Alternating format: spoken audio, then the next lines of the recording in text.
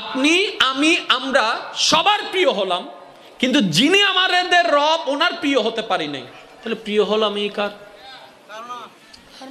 কেউ আমাদেরকে পছন্দ করে না, কিন্তু রব বলে আমি তোকে পছন্দ করি। তাহলে আপনি অপ্রিয় হলেন কার? অপ্রিয় হলেন কার? আপনি সবার প্রিয়, কিন্তু রবের প্রিয় হতে পারেন নাই, এই প্রিয়র দাম নাই। আপনি সবার অপ্রিয়, রব আপনাকে ভালোবাসে, এটাই আপনার সবচেয়ে বড় পাওয়া। এই রবকে খুশি করা, আমি কি বলেছি, সবচাইতে সহজ। সহজের মধ্যে কেমন সহজ দেখেন, আমি বলি, আপনি রাস্তার ওই পাল দিয়ে আসতেছেন, আপনি ওদিক থেকে আসছেন, এই কর্নারটাতে একজন ছেলে যাচ্ছে, আপনি জানেন যে এতিম, যে যে কিংবা আপনার ঘরে কেউ আসছে যে এতিম।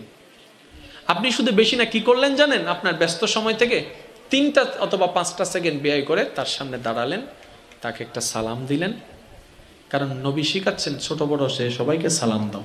আপনি সালাম দিলেন, আসলে আপনি সালাম দিলেন না, তাকে সালাম দেওয়াটা শিখাই দিলেন। আপনি তাকে সালাম দিলেন, দেওয়ার পরে একটু কথা বলে হাসি মুখে শুধু মাথায় একটু হাতটা বুলাই দিলেন, আর মনে মনে নিয়ত করলেন, আল্লাহ তুমি বলেছো এতিমদেরকে ভালোবাসতে, আমি তোমার ভালোবাসা পাওয়ার জন্য কাজটা করার চেষ্টা করছি মওলা, তোমাকে রাজি করার জন্য। এই 5 সেকেন্ডের কাজ কাল হাসরের ময়দানে হতো একটা বিশাল সওয়াবের পাহাড় হয়ে দাঁড়ায় যাবে।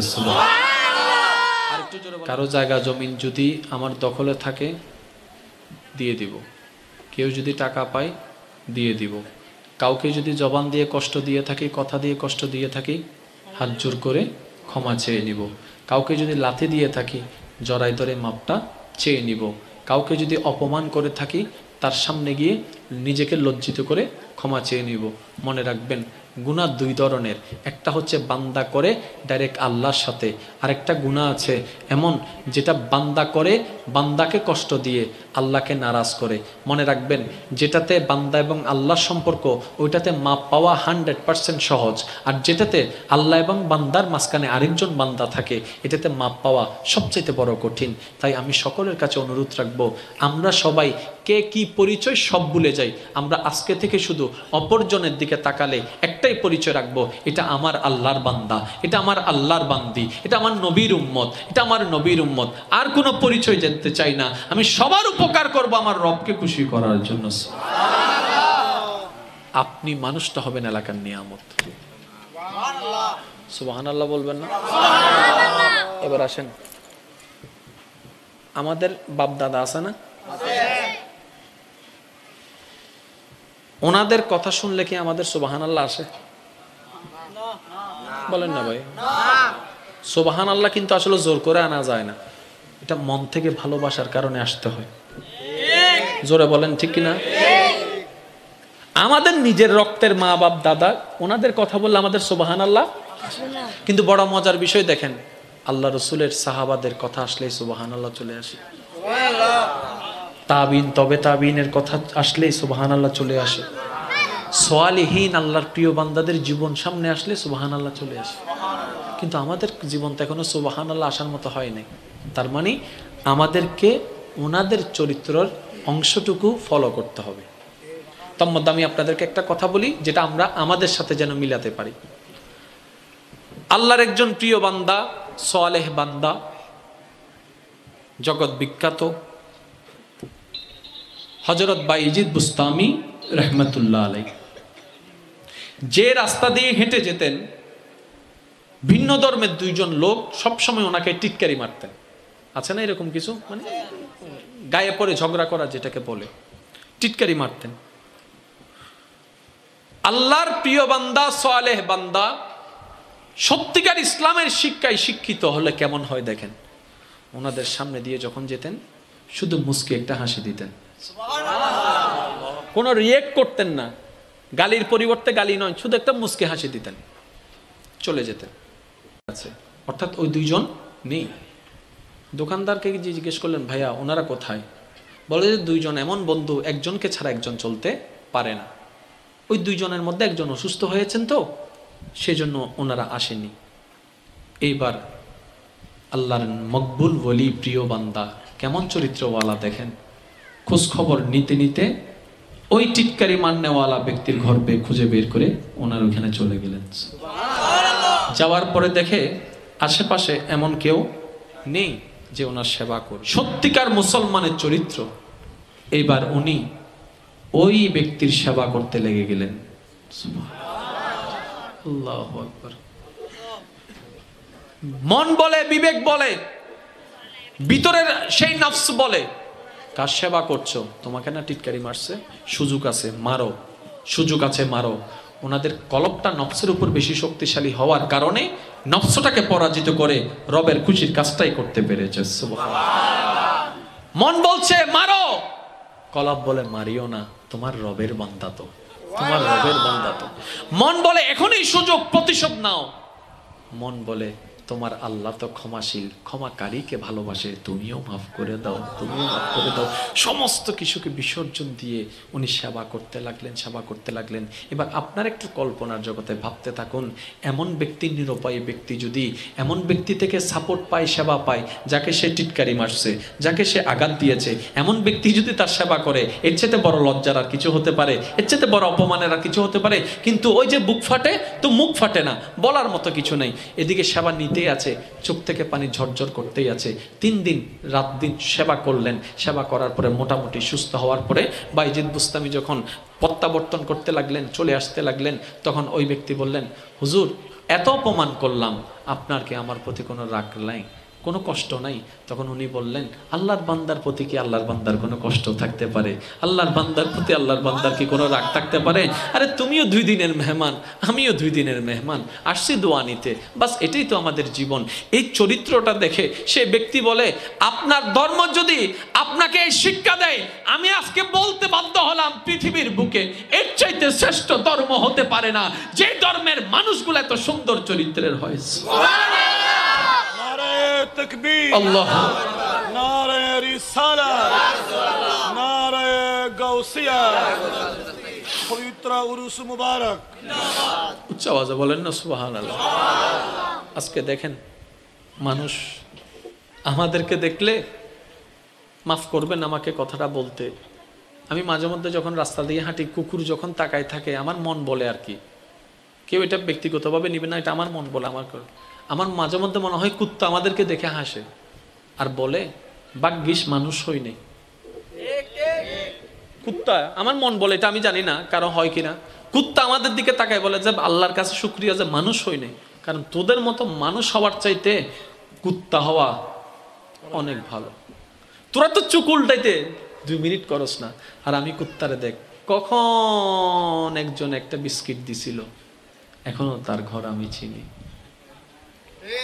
কখন একজন একবার পাউরুটি দিছিল, এখনো রাস্তায় দেখলে আমি তাকে ঘেউ ঘেউ করে স্বাগতম জানাই। আর তোদের মানুষ এত উপকার করলো, যতক্ষণ দিতে পারে বাবা বাবা বা দেওয়া বন্ধ হয়ে গেল, ডাইরেক্ট চোখ উল্টাই ফেলিস। তোদের মতো মানুষ না হওয়াই, আমার কুত্তা হওয়াই অনেক ভালো। তার মানে কি, আমরা এখনো রব যেই মানুষকে সৃষ্টি করেছেন যেই লক্ষ্যে, আমরা এখনো কেউ সেটা হতে,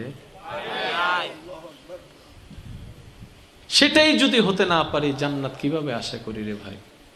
সব বাদ দেন না, নবীর উম্মতের একটা স্ট্যান্ডার্ড লেভেল থাকা দরকার আছে তো।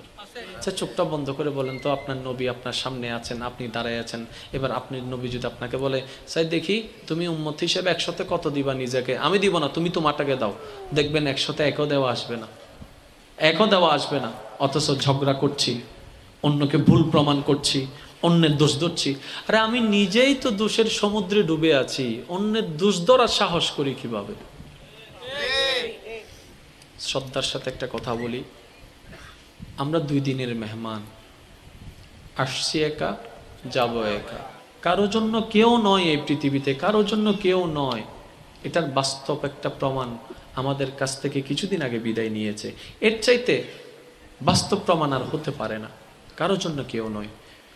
এই পৃথিবীতে টিকে থাকার জন্য আপনার যা দরকার, মনের কান দিয়ে শ্রবণ করবেন, আপনার এই পৃথিবীতে টিকে থাকার জন্য, সমস্ত পরিস্থিতি মোকাবেলা করার জন্য আপনার যা দরকার, আপনার রব আপনার ভিতরে সব পাওয়ার, সব ক্যাপাসিটি দান করে দিয়েছেন। অধৈর্য হওয়ার কারণে সেই নিয়ামত আমরা বুঝতে পারি না, ধরতে পারি না। আরে একটা সময় যেই ছেলেটা 5 মিনিট রোদে দাঁড়ালে মাথা ঘুরায় পড়ে যেত, দাঁড়াতে পারতো না, আজকে এরকম হাজার ছেলে দেখেন আমার প্রবাসের মধ্যে ভাইরা দিন রাত কষ্ট করে করে 10তলা বিল্ডিং এর মধ্যে কাজ করে যাচ্ছে, ঘন্টার পর ঘন্টা, ঘন্টার পর ঘন্টা। কিরে ভাই তুমি পারলা কিভাবে? বলে যে সয়ে গেছে। বাস আমরা এতটুকুই বলি। নয় নয়, ওই সবার ক্ষমতাটা আল্লাহ আগে থেকে দিয়েই পাঠিয়ে দিয়েছেন। সুবহানাল্লাহ। প্রকাশিত হয়েছে পরে। তাই আমি বলি আপনার জন্য আপনি একাই যথেষ্ট। আপনার রব আছে বান্দা হিসেবে আপনার জন্য, উম্মত হিসেবে আপনার নবী আছে আপনার জন্য। আর কাউকে দরকার নাই, আর কাউকে দরকার নাই। সম্পর্ক ওই জায়গায় করেন যে সম্পর্কগুলো কবরও কাজে আসবে, হাসরও কাজে আসবে, জান্নাতও আপনাকে নিয়ে যাবে। সুবহানাল্লাহ। কিসের এই মায়া, কিসের এই মমতা? ভালোবাসার জন্য জান দিয়ে দিতে পারছি। যদি আজরাইল এসে বলে ঠিক আছে তোকে নিব না তোকে নিব, তখন বলবো যে ওনারে নেন, আমি না কিছুদিন থাকি। এই ভালোবাসার দরকার। হ্যাঁ, দুনিয়াতে চলার জন্য যতটুকু মায়ার দরকার মায়া দিবেন, ভালোবাসা দেবেন, ভালোবাসা দিবেন। বর্ষা করব শুধুমাত্র আল্লাহ। আর একটু জোরে বলতে হবে আল্লাহ। আমি সবার উদ্দেশ্য বলছি, বর্ষা করব শুধু আল্লাহ। কারো উপরে নয়, সন্তানের উপরও নয়, স্ত্রীর উপরও নয়, স্বামীর উপরও নয়। এটা দুনিয়াতে চলার জন্য যতটুকু দরকার এতটুকু। মনে রাখবেন, বিশ্বাস করাটা মনুষ্যত্বের অলংকার। হয় না? আর একটু জোরে বলেন। বিশ্বাস করাটা মনুষ্যত্বের অলংকার। কখনো যদি দেখেন আপনি কাউকে বিশ্বাস করে ঠকেছেন, আল্লাহর ওয়াস্তে মন খারাপ করবেন না, মন ছোট করবেন না। আপনি কেন মন ছোট করছেন? আপনি তো মনুষ্যত্বের দায়িত্ব পালন করেছেন। যে সেই বিশ্বাসের দাম দিতে জানেনি, মর্যাদা দিতে জানেনি, ব্যর্থতা তার, মনুষ্যত্বের গুণ তার নাই, আপনার মধ্যে আছে বলেই আপনি বিশ্বাস করেছেন। আপনি কেন কান্না করবেন? কান্না করলে তো সে না করবে যে বিশ্বাসের মতো দামি সম্পদের দামটাই দিতে জানেনি। সমস্ত শর্ত পূরণ হওয়ার পর তারপর আপনার অন্তর ঘামে, তারপর পকেট থেকে টাকা বের হয়। এর আগে কিন্তু টাকা বের হয় না। জান্নাতি থাকলে তাদেরকে আমি বলছি না, আমার মতো যারা গুনাহগার আছেন তাদের উদ্দেশ্যে আমার একটাই কথা, আমরা যেন এই সময়টুকু মাওলার দয়া পাওয়ার নিয়তে বসতে পারি।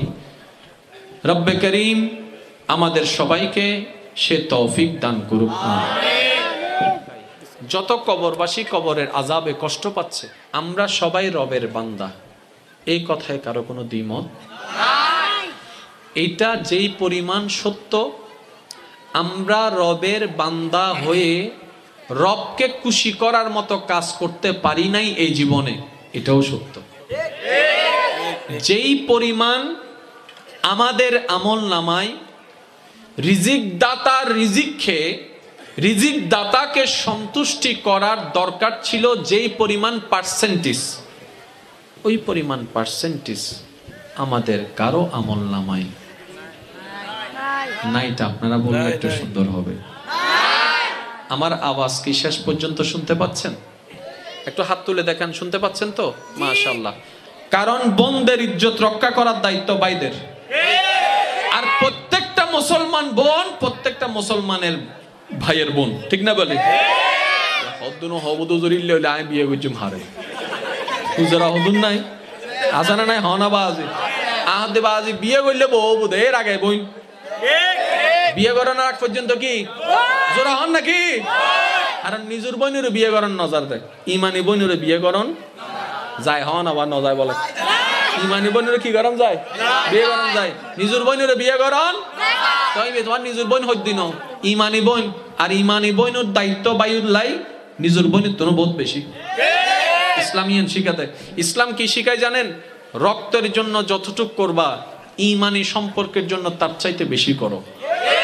কারণ রক্তের সম্পর্ক স্বার্থের আঘাতের কারণে যে কোনো সময় চোখ উল্টাই দিতে পারে, কিন্তু আত্মার সম্পর্ক, ঈমানের সম্পর্ক, যখন পৃথিবীর সমস্ত আত্মার সম্পর্ক, রক্তের সম্পর্ক তোমার সাথে সম্পর্ক ছিন্ন করবে, আত্মার সম্পর্ক, ঈমানের সম্পর্ক তোমার সাথে জড়িত হয়ে থাকবে।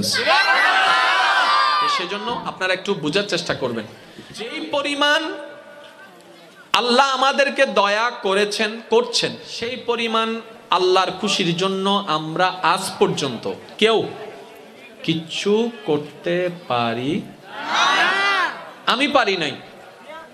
আমার মতো যারা পারেন না তারা একটু বলেন, আমরা পারি। যেই পরিমাণ রবকে খুশি করে চলার চেষ্টা করা দরকার ছিল সেই পরিমাণ। শক্তি হওয়ার জন্য খাবারের দরকার, খাবারটা রিজিকের একটা অংশ, আর সেই রিজিকটা রাজ্জাক ব্যবস্থা করে দিচ্ছেন প্রতি মুহূর্তে। তাহলে রাজ্জাকের দেওয়া রিজিক নিয়ে খাওয়ার মাধ্যমে শরীরে রক্ত বানালাম, ক্যালসিয়াম বানালাম, শক্তি বানালাম, প্রোটিন বানালাম, যা যা দরকার গুড হেলথের জন্য সব কিছু রবের দেওয়া নিয়ামত থেকে খেয়ে আবার সেই শক্তি সঞ্চারণ করে, শক্তি অর্জন করে রবের বিপক্ষের কাজগুলাই আমরা বেশি করে থাকি। রব যেটা হ্যাঁ বলে সেটাই আমরা না শব্দ দিয়ে বাস্তবায়ন করি। রব যেটাকে না বলেছে কেমন জানি সেটার মধ্যে আমাদের ইন্টারেস্ট জিনিসটা বেশি, আকর্ষণ জিনিসটা বেশি। টোটাল হিসাবটা দাঁড়ালে দেখা যায় আমাদের জীবন দাতা আল্লাহ, হায়াত দাতা আল্লাহ, সময় দাতা আল্লাহ, জমিন দাতা আল্লাহ, থাকার ঘর আল্লাহ দিয়েছেন, থাকার জমিন আল্লাহ দিয়েছেন, নিঃশ্বাসের জন্য অক্সিজেন আল্লাহ দিয়েছেন, খাবারের জন্য রিজিক আল্লাহ দিয়েছেন, দেহের শক্তি আল্লাহ দিয়েছেন, দেখার চোখ আল্লাহ দিয়েছেন, ধরার হাত আল্লাহ দিয়েছেন, চলার পা আল্লাহ দিয়েছেন। সব কটামো আল্লাহর দেওয়া দান, কিন্তু আল্লাহর জন্য ব্যবহার না করে আমরা আল্লাহর বিপক্ষে কাজটা বেশি করে সওয়াবের চাইতে গুনাহ অর্জন বেশি করেছি। টোটাল হিসাবটা যদি একটু টান দিয়ে দেখি, চোখটা বন্ধ করে তর্ক বিতর্ককে এক সাইডে রেখে আমরা সবাই এক একজন বড় সাজাপ্রাপ্ত আসামি, বড় সাজাপ্রাপ্ত আসামি, এক একজন বড় মারাত্মক সাজাপ্রাপ্ত আসামি হয়ে আছি।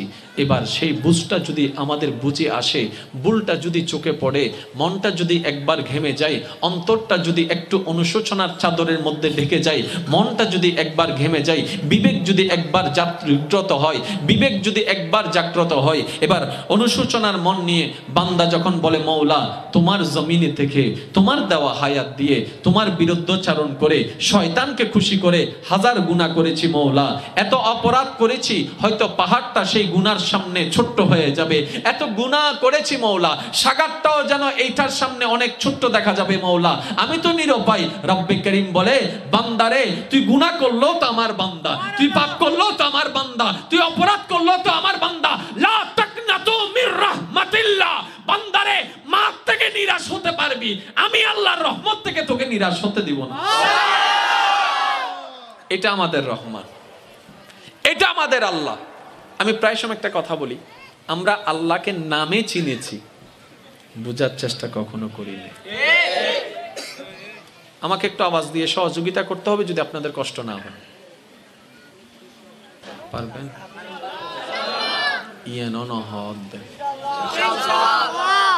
মেড ইন সিডেঙ্গে যারা আসনি তারা একবার হন মারহাবা, আওয়াজ ইবে হাল্লার আই দিউন দে এই আওয়াজ মারহাবা যাও, আওয়াজটা দিয়েন, তাইলে আমি বুঝতে পারবো আপনাদের রিসিপশনটা কেমন হচ্ছে। নাহলে আমার বলাটা ব্যর্থ তো। আর আমি সময় নষ্ট করা পছন্দ করি না। যেমন আজকে টাইম দিয়েছি 11:30 ইনশাল্লাহ আসবো, 11:30 আগে এসে উপস্থিত হয়েছে। কোন একটা মাহফিলে মনে করেন আমি অদম অযোগ্যের নাম দেখলেন কিন্তু আমি আসি নাই, আমার উপস্থিতি হয় নাই, মনে রাখবেন ওই মাহফিলে আমি দাওয়াত নিই নাই। কিভাবে? আমি যদি কোথাও দাওয়াত নিই কিংবা ওয়াদা করি, আমি সর্বাত্মক চেষ্টা করি উপস্থিত হওয়ার জন্য, আলহামদুলিল্লাহ। এখন কিছু বিশেষ কারণ হয় যেটা আপনাদেরকে হয়তো আমরা বলতে পারি না, বাহির থেকে কিছু চাপ কিংবা বিভিন্ন কোনো প্রবলেম কিংবা ব্যক্তিগত প্রবলেম, মানুষের সুবিধা অসুবিধা থাকতে পারে। কখনো যদি দেখেন আমার নাম আছে কিন্তু আমি আসি নাই, যদি মাহফিল আমি দাওয়াত নিয়ে থাকি, তাহলে আমি এখানে দুইটা পদ্ধতি অ্যাপ্লাই করি। একটা হচ্ছে মোবাইল কলের মাধ্যমে লাউড স্পিকার দিয়ে আমি কথা বলবো, আর না হয় ভিডিও কল এসে আমি কথা বলবো। অর্থাৎ আমি দাওয়াত নিয়েছি কিন্তু কোনো কারণে আসতে পারিনি সেটা আমি জানাই দিই। কিন্তু কোথাও যদি দেখেন আমার নাম আছে কিন্তু আমি আসিনি, তাহলে বুঝে নিবেন দয়া করে আমার ডায়েরিতে ওই মাহফিলটা ওঠা হয়নি। এতটুকু ক্লিয়ার হয়েছে আলহামদুলিল্লাহ। কারণ আমার আব্বা হুজুর, আমার হুজুর যার কথা বলেছেন আমার আব্বা হুজুর 2006 সালে আমাকে একটা আদেশ করেছেন, বলে যে বাবা, তোমার বাবা কখনো ওয়াদা মিস করেনি, তুমি আমার সন্তান, আমিও আশা করব আমার ছেলে যেন কখনো ওয়াদা মিস না করে। যাকে যেই টাইম দিবা সেই টাইমের মধ্যে ওয়াদা রক্ষা করার চেষ্টা করবা।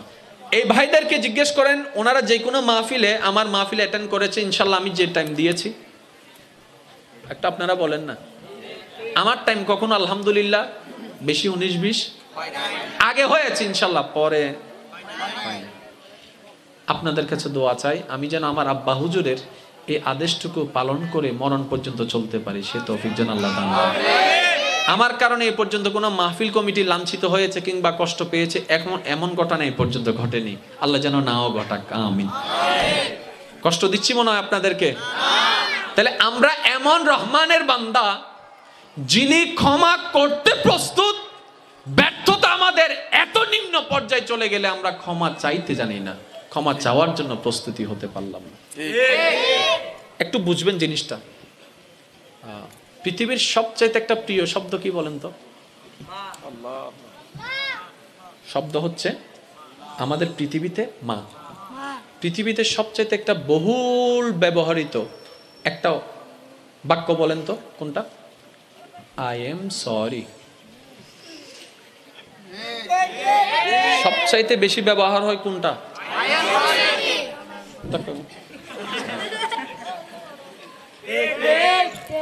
সরি। মোবাইল লইতে যাই ধরা হাই গেলে সরি, মানে এনি হাউ আমাদের জীবন আই এম সরি শব্দটা একটু বেশি, সরি অথবা আই এম সরি। তাহলে সরি কখন বলা হয়? যখন ভুল করা হয়। সরি কখন বলা হয়? যখন দুঃখ দেওয়া হয়। সরি কখন বলা হয়? যখন অন্যায় করা হয়। সরি কখন বলা হয়? যখন আনলিগেল হয়।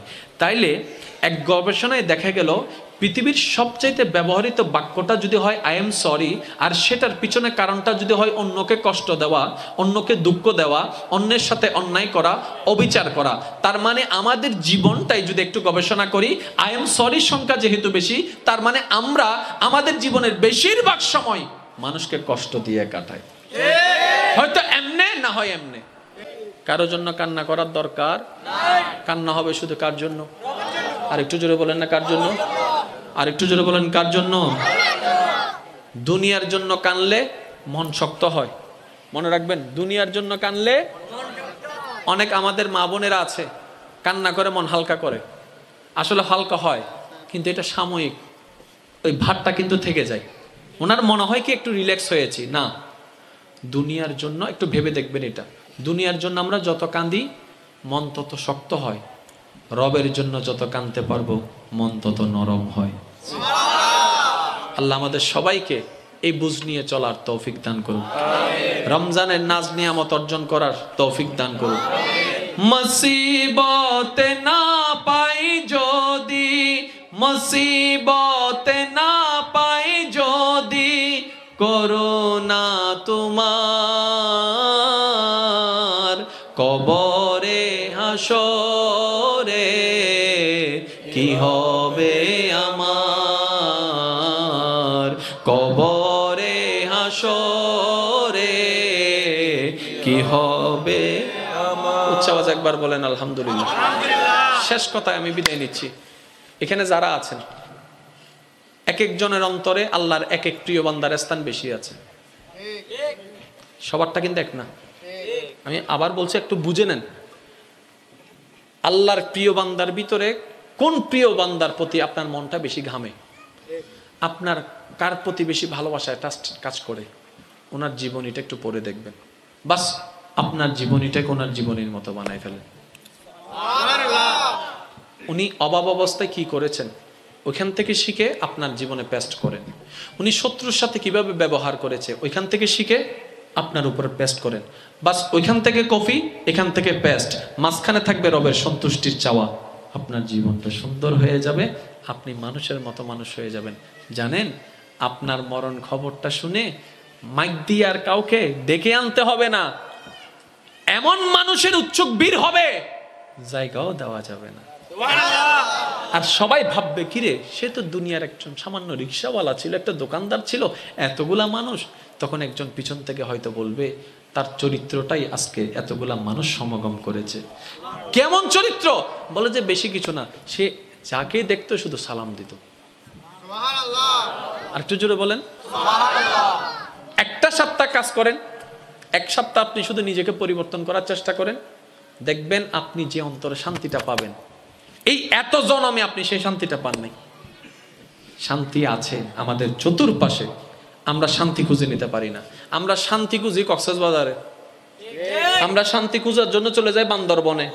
তা আমি বললাম ভাইয়া কোথায় যাচ্ছেন? বলে যে একটু রিল্যাক্স টাইম পার করার জন্য যাচ্ছি। কোথায়? বলে যে কক্সবাজারে। সারা জীবন থেকে যেতে পারবেন? বলে যে না, এটা তো সম্ভব না, আর সারা জীবন থাকলে সেটাও বিরক্ত হয়ে যাবে। তো সেই জায়গায় কেন যাচ্ছেন যেখানে আপনি শান্তি গেলেই পাবেন? এমনভাবে নিজেকে তৈরি করুন, আপনি যেখানে বসে থাকবেন সেটাই শান্তির হয়ে যাবে। আপনি যার সাথে বসবেন তার মন শান্তির হয়ে যাবে। একজন ভারাক্রান্ত হৃদয়ওয়ালা আপনার সাথে এসে দেখা করে আপনার মুস্কি হেসে দেখে তার মনটাও খুশি হয়ে যাবে। এটা না বাহাদুরি? যদি কক্সবাজার যাইলে মন শান্তি হয়, বারবার দম ভরে দৌড় দৌড় দৌড় দৌড় দূর দূর দরকার। আর বেশি মন খারাপ থাকলে একটা কাজ করবেন, যাই নামাজটা বিষয়ে সিজদায় পড়ে থাকবেন, কিচ্ছু বলার দরকার নেই, শুধু চোখটা বন্ধ করে পড়ে থাকবেন। দেখবেন যত সেকেন্ডের কাটা সামনে যাবে মন তত প্রশান্তি হতেই থাকবে। আর তখনই আপনি বুঝতে পারবেন আসলে আপনার মনের শান্তিটা কোন জায়গায় ছিল, এতদিন কোথায় খুঁজেছেন। হ্যাঁ, পৃথিবীর যার সাথে লিগেল সম্পর্ক, আমরা লিগেল সম্পর্ক বজায় রাখবো, অটুট সম্পর্ক বান্দা হিসেবে রবের সাথে রাখবো, উম্মত হিসেবে নবীর সাথে রাখবো। আল্লাহ আমাদের সবাইকে তৌফিক দান করুন। ব্যস্ততা যতই হোক নামাজ ছাড়া যাবে না। জোরে বলেন না, নামাজ ছাড়া যাবে না। কারণ কাজ একদিন পিছনে পড়ে থাকবে, নামাজটাই আমার সাথী হয়ে যাবে, ঠিক না? তো এই রমজান আসছে, আল্লাহর রহমতে আগামীকালকে হয়তো আমাদের তারাবি শুরু হয়ে যেতে পারে। তো তারাবি ইনশাল্লাহ পড়বেন তো? নাকি ঝগড়া করবেন শুধু? না, তর্ক অনেক হয়েছে, আর না। এবার নিজেকে একটু আলোকিত করার চেষ্টা করি, চলুন, পারা যাবে ইনশাল্লাহ।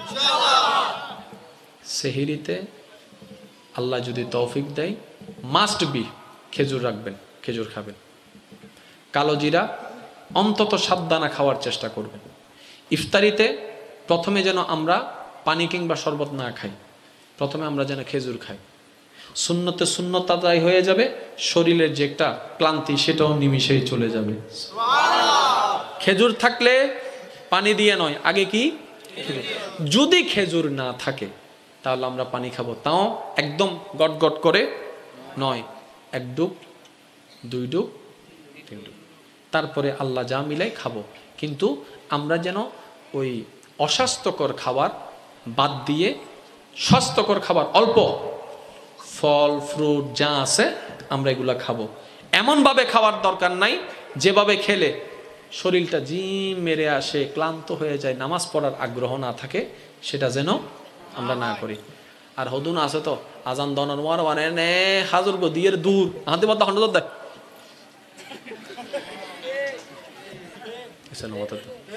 আছে না নাই? হনা ইবে আর কিছু যাই জন্য এনে শুধু হনর আজাদ নুন নিলে না এনে কেন যদি দূর হাতে বুক ন লাগে, হাতে লাগিয়ে তো হাতে খাওয়া না ভাই, হাতে ইয়ে না বুক ন লাগে, অন্য কিছুর বুক লাগিয়ে দে, কেন যায়। আর হদুন তো বাথরুমের ভিতরও টানাতে টানে উড়ে ফেলার বাজে, আর হতে হয় বেকেনা সারও না, ফামাইয়ার লেখেনা বাসও না, ঠিক না বে? ঠিক হ না? ইবে এনকু জিনিস নিজেরও ক্ষতি করে, নমাতে তো নিজেরও ক্ষতি করে, অনার হতে অনেক করতে লাগুন, ঠিক আছে মানিলাম, তো 10 জনের ক্ষতি করলে করতে লাগুন। আল্লাহ আমাদের সবাইকে বোঝার তৌফিক দান করুক। একটা অনুরোধ এসেছে, ওইটা আমি 2 কলি দিয়ে আমি শেষ করছি। আমরা যেন আজকে থেকে নামাজ বাদ না দিই। আপনারা বিদায় দেন, যেহেতু আমাকে ওইখানে যেতে হবে, আমাকে বিদায় দেন। আমার হুজুররা আছেন, ওনারা তাকরির করবেন, সবকিছু আপনারা কিন্তু সবাই থাকবেন।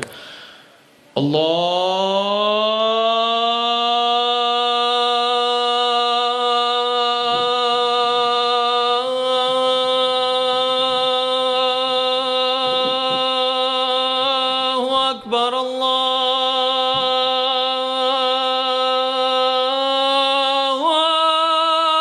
আকবার।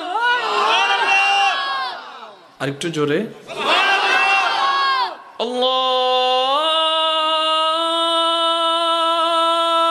আল্লাহু আকবার, আল্লাহু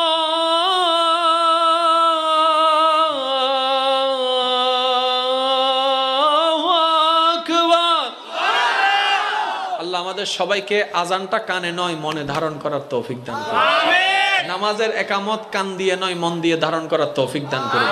রুকু, সিজদা, তারাবি, রোজা প্রত্যেকটা কিছু সওয়াবের পাশাপাশি নূর বানিয়ে কলবে স্থান দেওয়ার আল্লাহ আমাদের সবাইকে তৌফিক দান করুন।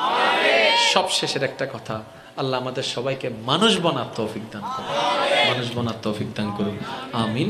ওয়া আখিরু দাওয়ানা আনিল হামদুলিল্লাহি রাব্বিল আলামিন। আসসালামু আলাইকুম। আপনারা সবাই সুশৃঙ্খলভাবে থাকুন। রমজানের একটা শর্ত, খাওয়া যাবে না, পানি পান করা যাবে না। আচ্ছা, আমরা না খেলে আল্লাহর লাভ কি? ভাবেন, আমরা পানি না খেলে আল্লাহর লাভ কি? আল্লাহ তো কোনো লাভ নাই।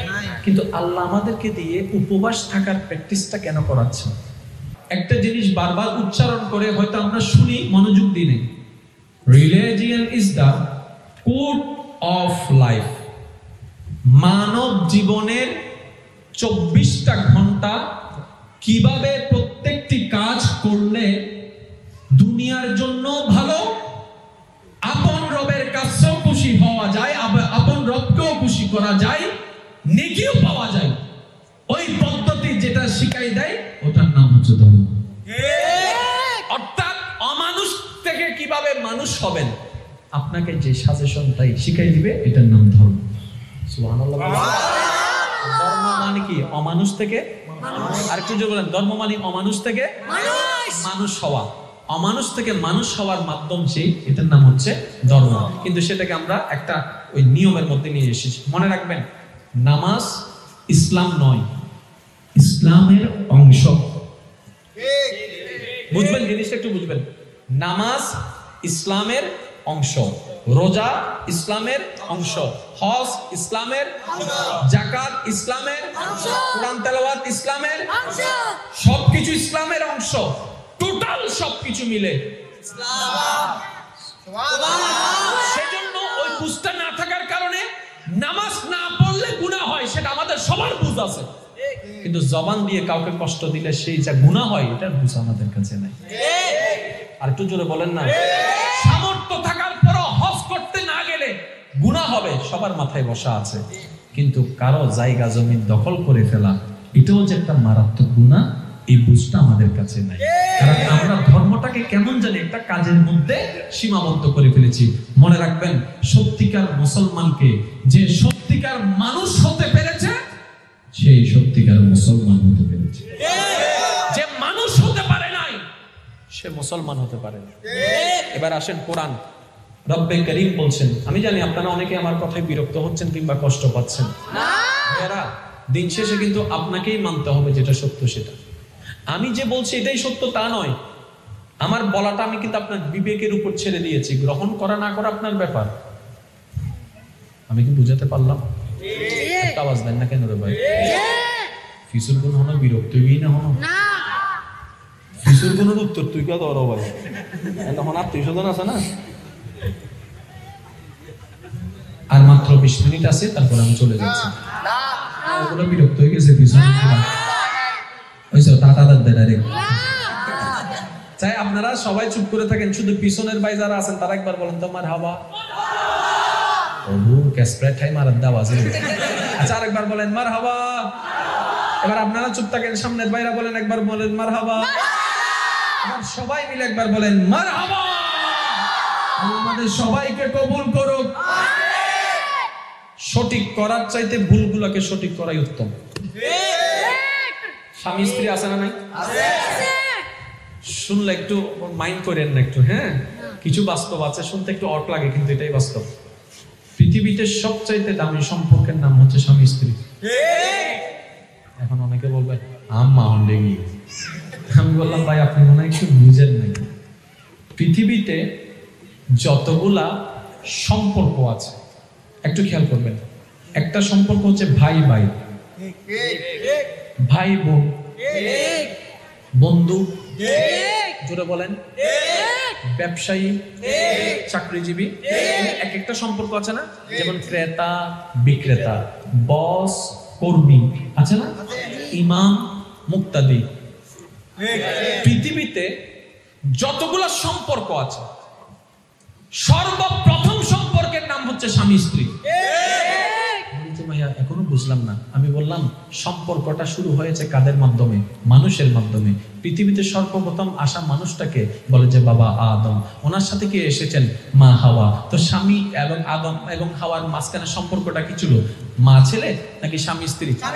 তাহলে স্বামী স্ত্রী দিয়েই সম্পর্ক শুরু। আপনি বুঝতে পারছেন এই স্বামী স্ত্রী শব্দটা কত দামি শব্দ, কিন্তু না বুঝার কারণে আজকে দেখেন আদালতের মধ্যে তালাকের পর তালাক, ডিভোর্সের পর ডিভোর্স। স্বামী জানি না স্ত্রী কাকে বলে, স্ত্রী জানে না স্বামী কাকে বলে।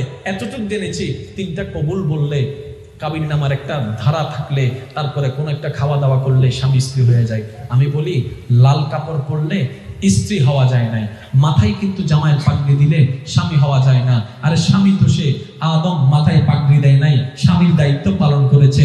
মা হওয়া হয়তো লাল শাড়ি পরে নাই, স্ত্রীর দায়িত্ব পালন করেছে।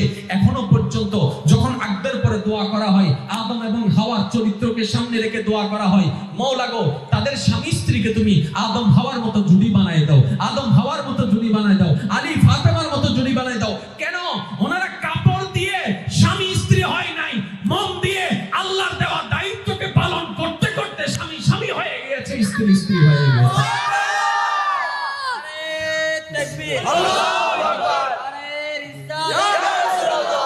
ইবেন তুন সরম আছে, আরাম তুন নাই দেন সহনাইয়া আরো জোর হনা, ঠিক না বেটি? ইবেন তুন কেন সরম আছে, সবত পানি চলে এসি, আরাম তুন নাই দে, সরমই না, আরাম তুন দেন বেডি কই আদে বলতা কি সব দে হদ না দেওয়ালি বে সাইড দিতে তখন কা নন সস তুইয়া অন্যর ঘরে সাইডা লাগবে নি, তোমার বোন না আটা দেইবে অন্য জন আইলে করি স্যার ইয়া সাথে তোর হাসা খবর আইছি দেখি ওই তোর হবু বউর অন্য জন স্যার কি হলি দি দূরি জন করি তার কলাস ধরি হদ দে আর বউর গিলে সব দে হবু বউর গিলে সব দে তিতা হদ তুমি আর বেরো সাইজ I am sorry. And no sorry এসিনা জোরমান and no sorry এসিনা ইয়া এন্ডে জাদ্দি বাহারবো উইতের বউ অনর বউ হন্ডে ইদের এলাকা অনে অন্যর বউর ইজ্জত রক্ষা করন, আল্লাহ অনর বউর ইজ্জত রক্ষা করিব। অনে অন্যর বউর ইজ্জত সম্মান রক্ষা করন, আল্লাহ অনর বউর ইজ্জত সম্মান রক্ষা করন। হদুনে ফেম করে না বা আল্লাহ আর কে এই অল দিন আদা হাইও ফেম আরো বেশি করে করিবেন ওয়াও নো ফেম আরো বেশি করে করি আমি বলতে উগ্র করে কি হবো দর্শক করো তাহাদি তার হাতে ভাইয়ে বুদ্ধি তৈলে হতা কেউ না হয় আমাদের নিজের টাকা পুরান মাইতো চালি ন করিস হদি এত ন বুঝিলাম আমাদের কে হওয়া বুঝছস হদি এনে লিস্টিত আছে দেখা ও আর লিস্টিত দিলে অনর হবো টোটাল হবো মাতন বিশ্ব মনা হবো বিশ্ব ফেম করা শেষ। এবার ইতে চিন্তা করে দেখি ওর তার বিয়ে গুজুম দে ফেরেশ সব গজ্জিতে কুজোরা নেই বিয়ে করিব দেখি এবার 200 সাইয়ের উগ্র বিয়ে করছি 3 মাস বাদ উনার দে ইতের বউয়ে বেশি ন 2200 ন মাথা কা বউ হবো ইতে হতে কি রে আয় হবো ইবে তা তুন বুঝিনি কি রে না হস কাগে তুই হইলে না হতায় তো সাইলান্দার সাক্কা মারি দিবেন লাই এবার আল্লাহ ডাক দি হর হারে বোকা বানাত দে ইতিরে বানাইবি উইতেল মারে বানাবি আরে কি বোকা বানাই তারিবি তুই তোর খামতা বেগি নাই জানি আর অন্য বান্দার হতি গুজুস কিন্তু তোর হতি হই একটা লেখার হতা আছে যে অন্যলাই গর্ত করে মাতনা বাজে যে অন্যলাই গর্ত করে এবার আজিয়ে তুমি ফেক বালা করি করো তোমার বউ অন্য করিলে মানিবে না মাতনা বাজে। আমার যুবতী ভাই বোনদেরকে বলবো বিবাহ জীবনের একটা চরম সিদ্ধান্ত, মারাত্মক সিদ্ধান্ত। আবেগ দিয়ে এই সিদ্ধান্ত নেবেন না। আপনি খুশি মনে রবের উপর ছেড়ে দেন, দেখবেন আপনার কল্পনার চাইতো পারফেক্টলি ভাবে আপনার রব আপনার জীবন সঙ্গীর ব্যবস্থা করে দিবেন। সুবহানাল্লাহ। বাস্তব প্রমাণ দেখেন না, আমাদের দাদি নানিদের সংসার কিন্তু তেমন ভাঙে নাই, নাতিদের সংসার যেভাবে ভাঙতেছে ওনারা আল্লাহর উপর ছেড়ে দিয়েছেন, আল্লাহ সেভাবে ব্যবস্থা করে দিয়েছেন। আমাদের দাদা নানারা একজনের সাথে 40-50 বছর 60 বছর কাটাই ফেলছে, ডিভোর্সের প্রয়োজন হয় না। আজকে 5-10 বছর যেতে পারে না, ডিভোর্স আর ডিভোর্স। প্রবলেমটা কোথায়? আমরা রবের উপর, সিদ্ধান্তের উপরে আমরা সন্তুষ্ট না থেকে নিজে প্ল্যানিং করি। আর আপনারা তো জানেন আমাদের প্ল্যানিং কি মারাত্মক ভুল থাকে, যার কারণে আমি অনুরোধ জানাবো আল্লাহর উপর ছেড়ে দেন। ব্যবস্থা করে দিবেন কে? শান্তির ব্যবস্থা করে দিবেন কে? সুখে রাখার ব্যবস্থা করে দিবেন কে? কোন আল্লাহ? যিনি ইন্নাল্লাহা আলা কুল্লি শাইইন কাদির। বলে করে বলেন সুবহানাল্লাহ। রমজানের একটা শর্ত, খাওয়া যাবে না, পানি পান করা যাবে না। আচ্ছা, আমরা না খেলে আল্লাহর লাভ কি? ভাবেন, আমরা পানি না খেলে আল্লাহর লাভ কি? আল্লাহ তো কোনো লাভ নাই। কিন্তু আল্লাহ আমাদেরকে দিয়ে উপবাস থাকার প্র্যাকটিসটা কেন করাচ্ছে? শুনুন, এই মানব দেহের ভিতরে কয়েকটা স্টেশন আছে, তার মধ্যে একটা স্টেশনকে আমরা সবাই চিনি, যেটার নাম কলব, অন্তর। আর সেই কলবটা হচ্ছে এমন একটি স্থান প্রত্যেকটা মানবের, যেটার সাথে আপন রবের সাথে সরাসরি সম্পর্ক, কানেকশন আছে। এবার আপনারা আমরা জানি এই মানব দেহটাকে জাহান্নামে নেওয়ার জন্য শয়তান নিরলস পরিশ্রম করে যাচ্ছে। তো শয়তান তো ডাইরেক্ট ঢুকতে পারে না, রাজত্ব করতে পারে না। শয়তান মানুষের ভিতরে রাজত্ব করে যেই স্টেশনের মধ্যে, ওই স্টেশনের নাম হচ্ছে নফস। ওই স্টেশনের নাম কি? নফস নামক স্টেশনের মধ্যে শয়তানের রাজত্ব তৈরি করে আমাদেরকে নিয়ন্ত্রণ করে। যতই আমরা তার নিয়ন্ত্রণে চলে যাই, ততই আমরা রবের রহমত থেকে দূরে সরে যাই। যতই রবের রহমত থেকে দূরে সরে যাই, ততই আমরা জাহান্নামের কাছে চলে যাই। যতই জাহান্নামের কাছে চলে যাই, ততই সমাজের কাছে আমরা বিষ হয়ে যাই, পরিবারের কাছে আমরা বিষ হয়ে যাই, এলাকার মানুষের কাছে আমরা একটা অভিশাপ হয়ে যাই। অর্থাৎ আমরা দিন দিন অমানুষ হয়ে যাই। তাহলে রবের প্রিয় হওয়ার জন্য আপনাকে মানুষ হতে হবে। মানুষ হওয়ার জন্য আপনার নফসটাকে কন্ট্রোল করতে হবে। মানুষ হওয়ার জন্য আপনার আমার নফসটাকে কন্ট্রোল করতে হবে। ওই নফসটাকে কন্ট্রোল করার হাজারটা মাধ্যমের একটা মাধ্যমের নাম হচ্ছে কম খাওয়া, ক্ষুধার্ত থাকা, উপবাস থাকা, তৃষ্ণার্ত থাকা। তাই রব্বে কারীম আমাদেরকে ফরজ করে দেওয়ার মাধ্যমে রমজানের একটা নিয়ম করে দিয়েছেন। ও আমার বান্দা, 12টি মাসের মধ্যে একটি মাস তোমরা এত থেকে এত সময় পর্যন্ত খানা খেও না, পানি পান করো না, এটা করো না, ওইটা করো না, পাপ কাজ করো না। কারণ যতই আমরা পাপ করি, নফস তত শক্তিশালী হয়। যত নফস শক্তিশালী হয়, তত শয়তানের রাজত্ব বেড়ে যায়। সেজন্য ওই শয়তানের নফসটাকে দুর্বল করার জন্য আমাদেরকে কিছু কাজ বাদ দিতে হয়। ওই কাজগুলোকে বাদ দেওয়ার নামকে বলা হয় সংযম। ওই সংযমকে বলা হয় রোজা। অর্থাৎ মূল প্ল্যানিংটা হচ্ছে রমজানের শয়তানকে দুর্বল করা, নফসটাকে দুর্বল করে কলবটাকে সজাগ করা। এই কনসেপ্টটা একটু মাথায় রাখবেন। রোজা মানে নফসকে দুর্বল করা, কলবটাকে শক্ত করা। আমাদের দেহে শক্তির জন্য খাবারের দরকার আছে, একটু জোরে বলেন না, আছে না? নাই? কারণ এই খাবার থেকে রক্ত হয়, এই খাবার থেকে ক্যালসিয়াম হয়। আমরা বোকামি কোন জায়গায় করি জানেন? নবী রাহমাতুল্লিল আলামিন আমাদেরকে বলছেন পেটেরকে 3 ভাগ করো। 1 ভাগ খাবার, 1 ভাগ পানি, 1 ভাগ নিঃশ্বাসের জন্য খালি রাখো। পেটকে কয় ভাগের সিস্টেম করে দিয়েছে? 1 ভাগ খাবার, 1 ভাগ পানি, 1 ভাগ নিঃশ্বাসের জন্য খালি রাখো। কিন্তু আমরা এমন অনেকে আছি, এভাবে খাই, নিঃশ্বাসও নিতে পারি না। এইবার দেহের শক্তির জন্য খাবারের দরকার আছে না নাই? রক্ত হওয়ার জন্য খাবারের দরকার আছে না নাই? পোকা আমি কোন জায়গায় করছি? আমরা যেই পরিমাণ শক্তি রক্তের জন্য খাবারের দরকার, ওই পরিমাণ খাবারের বেশিটাই হচ্ছে নফসের খাদ্য। আমরা এটা বুঝতে পারি, যার কারণে শরীর শক্তিশালী হয় তো হয়, রোগাক্রান্ত বেশি হয়, কারণ ওইদিকে নফস শক্তিশালী হয়ে যাচ্ছে।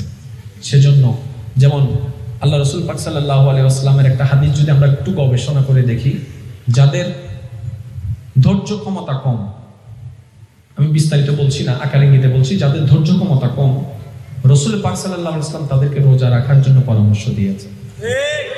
ইয়া রাসূলুল্লাহ, আপনি রোজা রাখার পরামর্শ কেন দিলেন?